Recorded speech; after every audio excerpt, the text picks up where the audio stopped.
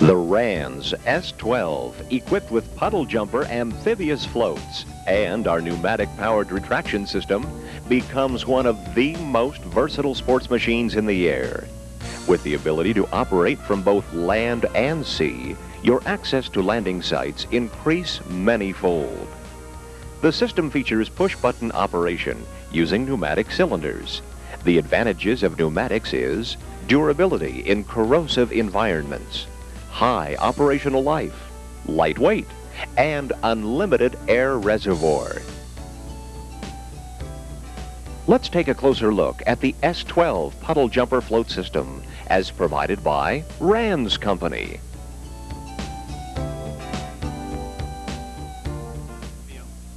I want to point out some of the features of the aircraft for you. This, of course, is the main gear, and it retracts vertically by action of this pneumatic air cylinder. Now, before that can retract, it has to have this small cylinder move the lock out of the way. Now, this is done by pushing two buttons inside the cockpit. In other words, we've gotten this down to just a real simple two-button procedure. You got this button for the lock and this button for the gear. Now, up on the dash is a pressure gauge, and you have to have a minimum of 80 pounds.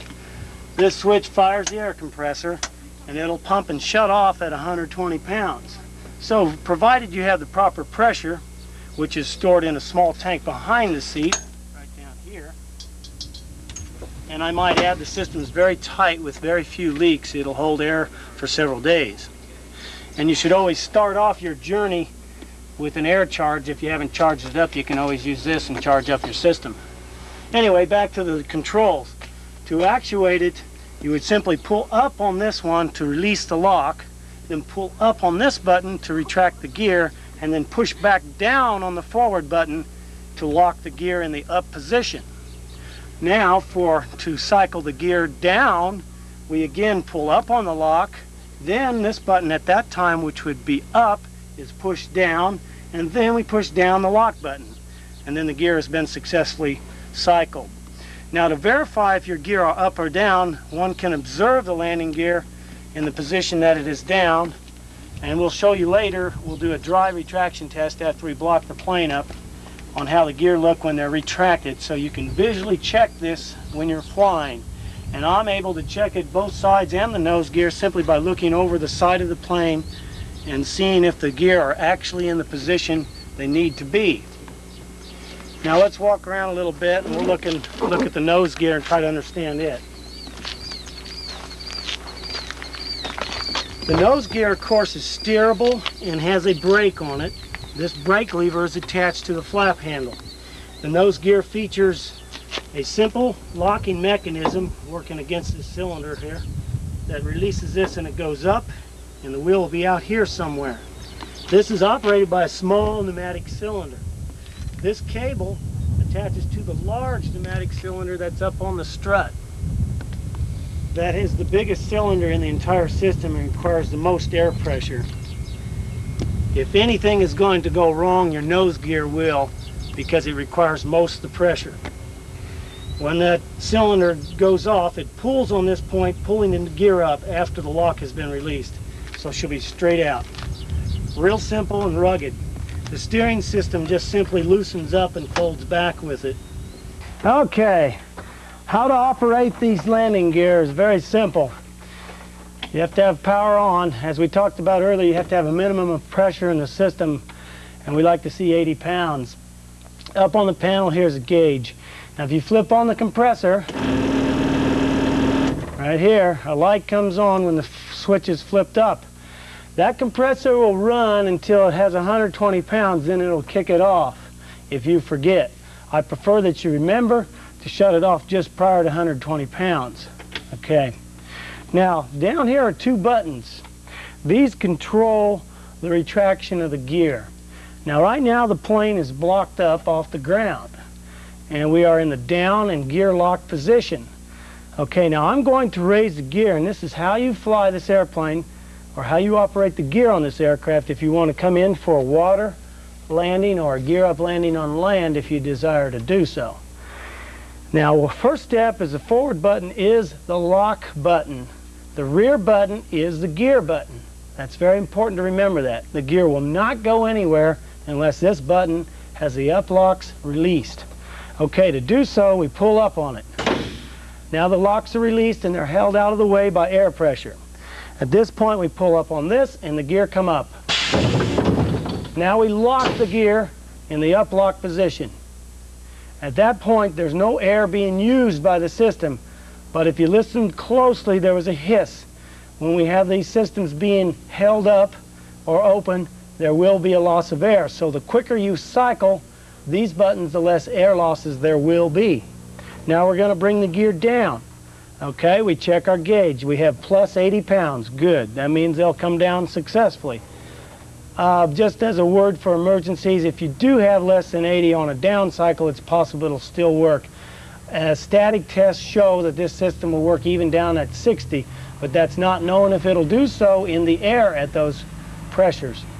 Okay, we're ready to cycle the gear down. Up locks, down, lock. See how fast it can be done. All right? Now we're down around 80 pounds. Let's cycle one more. We're going to come up, lock. Okay? Lock, down, lock. That's how fast it can happen. Okay, before you go flying, it's a good idea to make sure that your air reservoir has plenty of charge in it. And a simple way of doing it is making use of this air coupling. Now to do it, you turn on, first you turn this, plug this in, which is hooked directly to the compressor, then you turn on the valve, and that'll fill up your air tank. And you can look up on the air gauge and you'll see it rise up. Now we got about 85 pounds. Okay, and that's about what we're showing in the tank, so that's all you're going to get. And that's simple as that. Your air reservoir is filled. Now you can go fly. The RANS S12 as a seaplane needs some special attention for ground handling to assure it's not damaged. When the airplane's at rest, it'll sit down on the skid of the rear of the floats. That's a perfectly normal position. If you want, you can put sandbags on the bows of the floats to where the airplane will rest level. This makes it a little less difficult to handle, and it might be the way you want it in your hangar if you have other planes. But in this case, we're just going to move this airplane by picking up the tail, much like you would a tail dragger, and move it into position where you want. I believe if you do it this way, you'll have a lot less problems than try to steer it by the nose gear. The nose gear doesn't want to track very well unless you'd put a tow bar on it.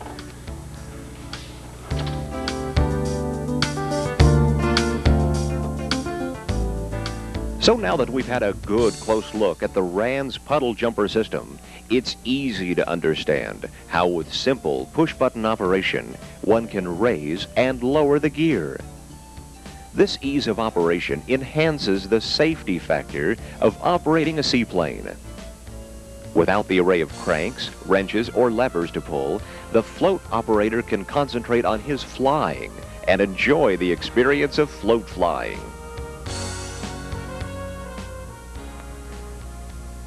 The puddle jumper system on the RANS S12 is easily maneuvered on the water.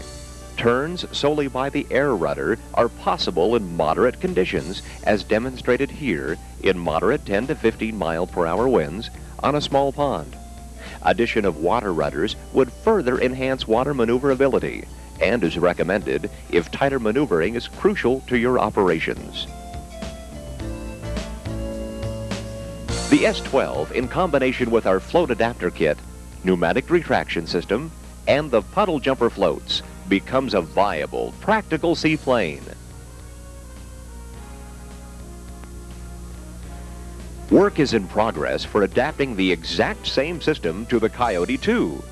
Both of these aircraft can provide economical seaplane fun with the performance to match that of much more expensive systems. For up-to-date pricing and delivery, contact us at RANS Incorporated, 4600 Highway 183 Alternate, Hays, Kansas, 67601, or call 913-625-6346. Fax 913-625-2795.